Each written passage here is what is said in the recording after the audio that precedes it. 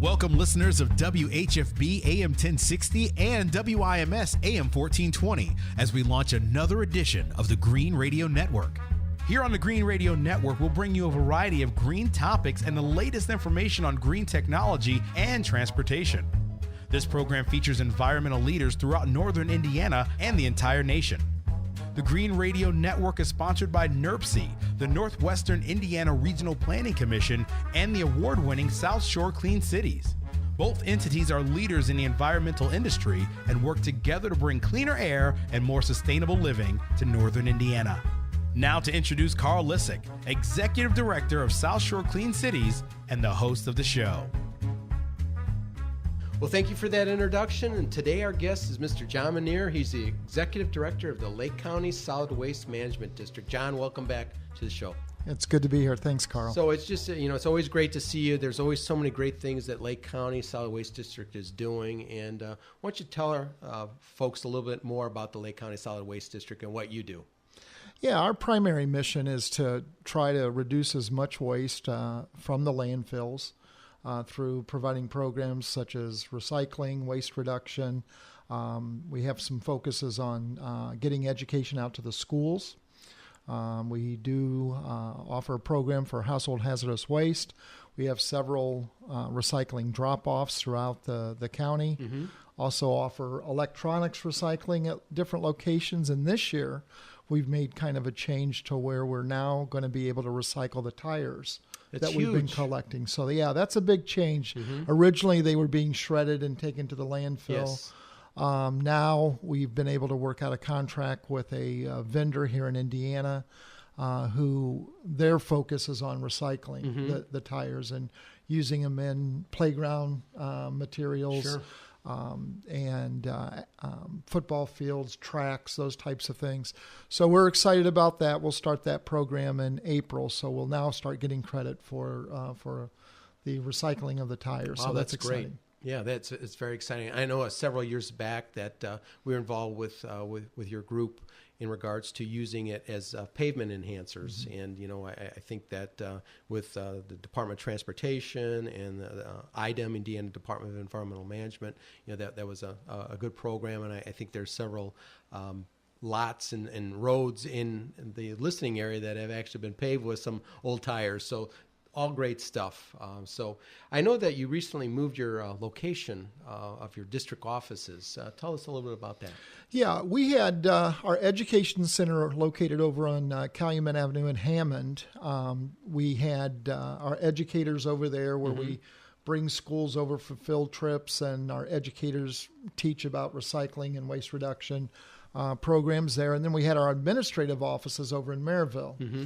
And every year I meet with my executive team and we start going through an analysis of where we can be more efficient, where we can save money, what programs, we need to tweak and things of that nature. And one of the things that over my first year here, we began to discover that there was kind of a disconnect between our folks over in Hammond and us. Mm-hmm. So I went over, spent some time over in the building in Hammond, and we determined that we could probably consolidate the offices. They'd be a little bit smaller than what we were used to, not as private as what we were used to. But we went upstairs, put in partition offices, and did some rearranging downstairs and added an office or two down there. And so now the entire district team is all together in one mm-hmm. building. And we saved about $23,000 a year by making wonderful. That move. So. John, as luckily I've been one of the non-school age children to come to the educational center, and I was just in awe. Not only by the instructors but the facility and how intriguing it was, on how educational it was, and to hear again with our schools with the amount of field trips that they've had to.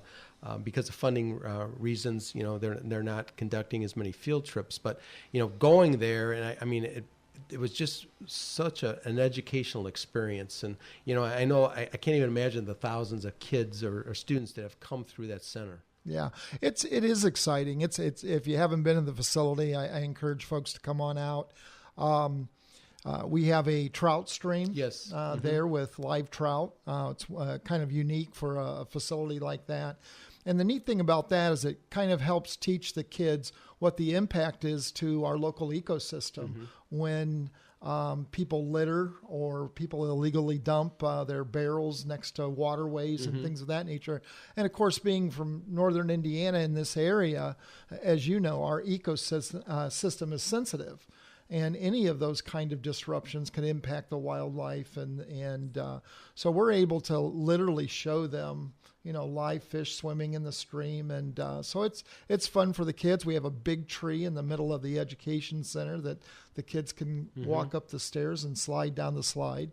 And I can tell you that adults have done that too. I may or may not have gone down that a few times. But it is a really neat facility, and our educators do just a great job. So passionate. Yeah, they really are. And we have a program where we also go out into the schools, our e-mobile, Enviromobile program. And so our education program is strong. We are going through some changes with that, as we'll probably talk about. But we have a new focus. As you know, Carl, I think the last time we got together, we were talking about the governor's 50% reduction goal. And that was relatively new when I first got here in 2015. And what the board of directors decided in 2016, I think it was in September, they passed a resolution to have us move to a zero waste policy. Wonderful. And so we're excited about that initiative. We got a lot of work to do with it. But I'm glad that the board of directors took that challenge on. They're the first district in the state of Indiana to take on that challenge. And so we're excited about it. As I said, we've got a lot of work to do. We're getting ready to launch a new website that will assist with that. Part of that, we have a tagline of Join the Journey. Okay. And so we're looking for businesses and schools and residents to join us on trying to learn how they can be a zero waste, either a zero waste business or have a zero waste home. And so what we'll be doing on the website is we'll be uploading educational videos that help homeowners learn how they can better manage their home to generate less waste. Wow. We'll have templates built where if we go into a business, we can help them go into their office and show them how to implement a zero waste program. We're actually getting ready to do some redesigns to our footprint over at the Environmental Education Center to have that building be a zero waste building. Wonderful. We have some businesses that we're working with locally that are trying to move towards being a zero waste business. And we've got one that we've been kind of piloting.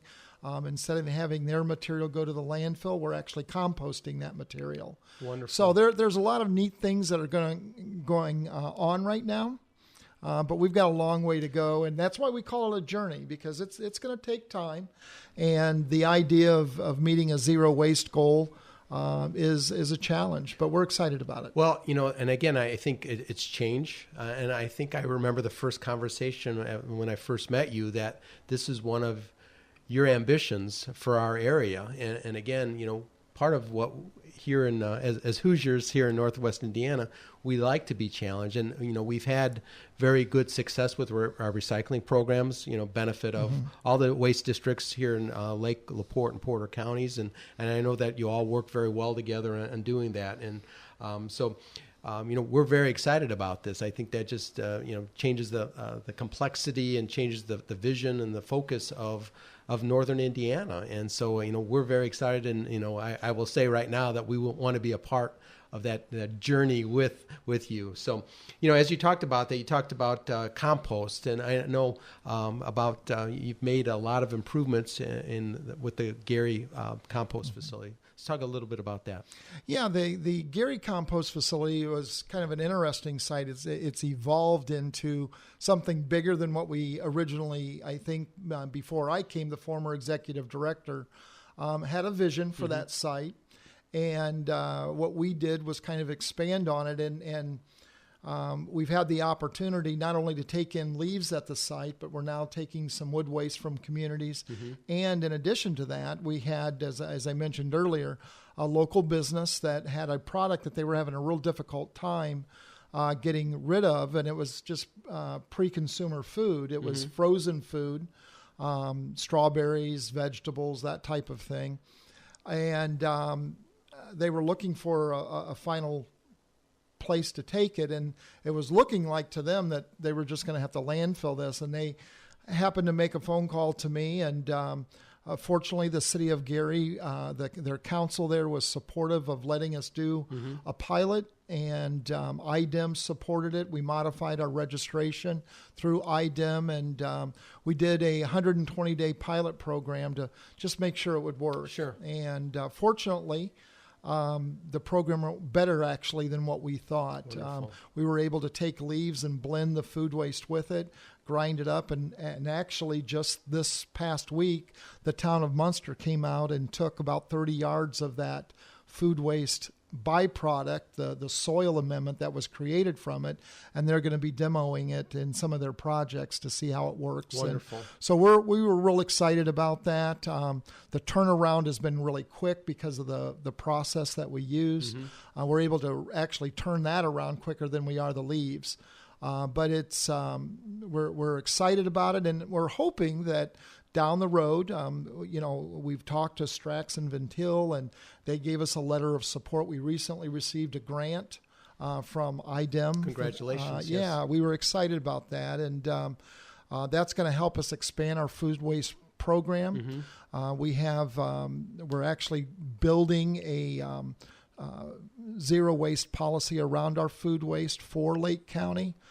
Excuse me. So we hopefully we'll have that all rolled out, and that will be something that we can send out throughout the state as a template for other communities to look at how they can compost food waste and things of that nature. I know Purdue Calumet, the college over there, they've done some of this work with their own. So we're hoping to expand it into the schools and things of that nature. But that facility kind of helped us be able to demonstrate that it can be done and relatively easily. Sure. And as you say that's always been one of the big needs in our area with all of our grocery stores and a lot of our restaurant waste. And so that's exciting. And then, as the material, would you see the material being used for community projects like Munster in the future when it is a final product? Yeah, absolutely. We're getting ready to do a test screen in April. We're going to kind of have an open house and invite some folks out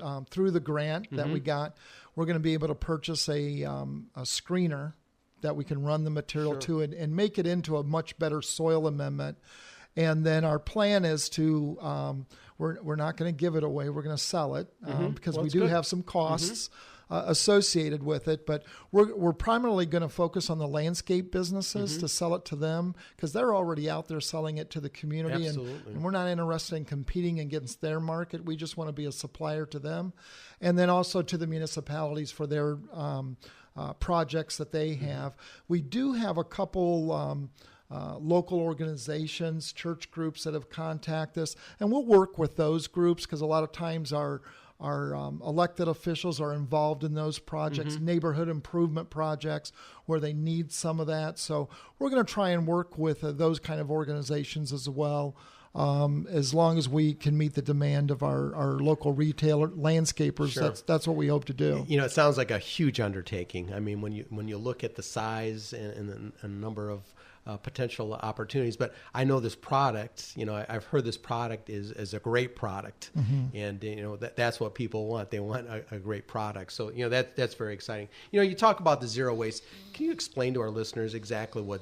I mean, it's self-explanatory, but what does that mean? Zero waste. Yeah, it's a great question because we get it a lot, and really the definition of it in a small and quick definition is it's really 90%. So basically, there's an acknowledgement by the Zero Waste Alliance, International Alliance, that it's going to be a challenge to ever eliminate it totally. Sure. But what we are trying to do is get to a 90% waste reduction, and that's through they've kind of reformatted the hierarchy. It used to be reduce, reuse, recycle. Right. Now it's prevention, Okay. reimagination, figuring out, maybe how we remanufacture a product so that there isn't as much waste to it, and then the reduce, reuse, recycle, and then energy usage through those types of technologies, and then finally, ultimately, the 10% may go to the landfills. But that's the ultimate goal, and that's kind of the short version of the definition. We're trying to reach a 90% waste reduction goal, and that's why we've titled it A Journey, because it's going to be that. It's going to take some time. Sure, and I know that you've measured it, and that, that's what we always say is about anything, is if you can't measure it, where do you start? And so I know that you've done a great job of measuring the amount of waste, in and out of Lake County. So this is really an exciting opportunity for Northwest Indiana. So you're listening to the Green Radio Network here on AM 1420 WIMS Radio and AM 1060 WHFB. I'm your host, Carl Lisek. We'll be right back with the Lake County Solid Waste Management District Executive Director, John Minear, right after this. There's nothing more important than spending time outdoors with your family. That's why it's so important to do whatever you can to keep our air clean. It's good for the environment and good for the health of your friends and family. Take a closer look at how poor quality is affecting our community. Across the 3 counties of Northwest Indiana, recent studies from the American Lung Association show that 9% of adults suffer from asthma, 4% live with chronic bronchitis, 38% have a form of cardiovascular disease, and 10% of the children in Lake and LaPorte counties struggle with pediatric asthma. Now, the number of adults with asthma is nearly that of adults with diabetes. Consider how diabetics make adjustments to their diet in order to be as healthy as possible. Everyone can make adjustments to improve air quality and the quality of life for those who live with asthma and other lung diseases. Northwest Indiana, clean air, think green, breathe easy. A message from NERPC. You're listening to the Green Radio Network here on AM 1420 WIMS Radio and AM 1060 WHFB. I'm Carl Lisek of South Shore Clean Cities, here to bring you the latest information on green projects and topics across the nation. Our guest today is Mr. John Minear. He's the Executive Director of the Lake County Solid Waste Management District. John, we were just talking about the zero waste projects. And so as you talk about zero waste, how do you see this affecting our educational programs with the schools and changing in the near future? Yeah, the big challenge, and really for our educators, they have the greatest challenge, not only the district's educators, but the educators in the schools, because with the new standards that these teachers have to go through, they really have a difficult job. For us, what we have to do is we have a mission of zero waste, and we have to design and develop curriculum that meets the standards that the teachers have to meet. So what we're doing brings value to those teachers. And so we are working pretty hard with a group of teachers right now that we've identified that we're going to be putting together some sessions to help us identify areas where we need to improve our curriculum, change our curriculum, but yet focus on the zero waste part of it. The other part of it is not only just to teach the zero waste idea, but actually implement it into the schools. Okay. And so we're going to be working with some of the schools. We're going to target probably a pilot school, a school that's very interested in being on board with this, and then helping them become and achieve a zero waste platform. So over the next year, our big goal is to launch everything in 2018. Okay. You mentioned this earlier. You can't manage what you don't measure. Right. And so we're going to go back and do some remeasuring because we really haven't had a study done for a while. So we need to really find out where we're at and get a benchmark and a baseline for our data. And then from there, we're gonna move forward with looking at the programs and how we're going to implement those and just, like I said earlier, continue that journey to the zero waste. But the schools are going to be a big focus for us. Wonderful. I know that you recently made some changes to the Household Hazardous Waste Program. Can you tell us a little bit about those changes? Yeah, actually, the good news is the residents aren't going to see any change to it. Okay. What we had belonged with a consortium with LaPorte and Porter counties. the solid waste districts there, and a great relationship over a number of years. Right. And the program was had been very successful. And again, we just looked at how we can save money, and we identified some areas that we were able to reduce our costs by about $60,000 to $70,000. That's significant. And so we are now going to be managing that program more on an internal basis. We went out for bids still with the same counties. We all jointly went together on that, got really good prices. And so we're excited about the savings, but the nice thing is we're achieving, about $60,000, $70,000 a year in savings on the program, but no loss in customer service, no reduction in the number of programs we're offering. So that's always exciting. So that's been the big change with the Household Hazardous Waste Program. Good. And we started our first one in April 8th, I believe, at the fairgrounds. Wonderful. I mean, that's right around the corner. And again, I know a lot of people, including myself, always look forward to those days because, again, spring cleanups are happening. And we always have those things in our garage and in our basements that we haven't used for a while that we want to get rid of properly. So what would you like the public to know about the Lake County Solid Waste Management District? I think the biggest thing that, we're out here to serve them, and we're going to be really launching more. One of the things that I get most from citizens that I run into is, we didn't know that you even do this. And which tells me we need to do a better job on public education, not just in schools, but to our adults and to people that will use our program so that they're aware of what's going on, how they can participate. So the biggest thing is over the next couple of years, we're going to be spending more time on radio shows, print media, television media. We've recently brought on board, we actually merged a couple positions together, and we have somebody on board that's really going to focus on trying to build that awareness on our program so the public really know how they can participate more. And again, it just seems like, that the industry's changing, we have to change. And again, taking on the zero waste journey is just very exciting to us. And like I said, we'd like to be a part of that in the near future. So what's the best way for people to contact the Solid Waste District? Well, they can reach us at our offices at area code 219-853-2420. When our new website launches this summer, they'll be able to actually go in there and leave comments, email us, and we'll be able to get those live and respond quick to those. So there'll be some other options, but right now the best way is to call that number. Wonderful. Any closing thoughts? Well, we first want to thank you for having us on, because this helps with awareness, and we want to encourage people to look for ways, not only just to recycle, but ways that they can not even generate the product in the first place. When they go to the stores, look at the packaging, look at what they're buying, and just think about, once they take that home, what's going to happen to that particular product, and if they can recycle it or buy it in a container where instead of it's, multiple containers, it's one container, those types of things, having people reimagine what goes on with their garbage. We really want to encourage people to do that. So with that, that's, again, thank you for having us on, and I appreciate the opportunity. Well, you're welcome, John. And I know one other thing is that you've always been a great resource for us, because a lot of times we'll have organizations that potentially have a non-traditional waste that needs to be disposed of or, properly disposed of. And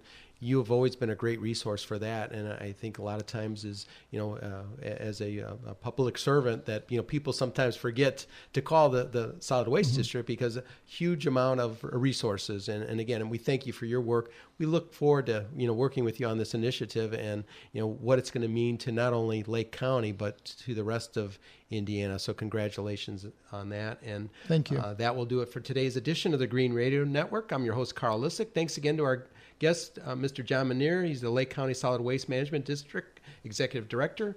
And be sure to join us again on AM 1420 WIMS Radio and AM 1060 WHFB for the next edition of the Green Radio Network.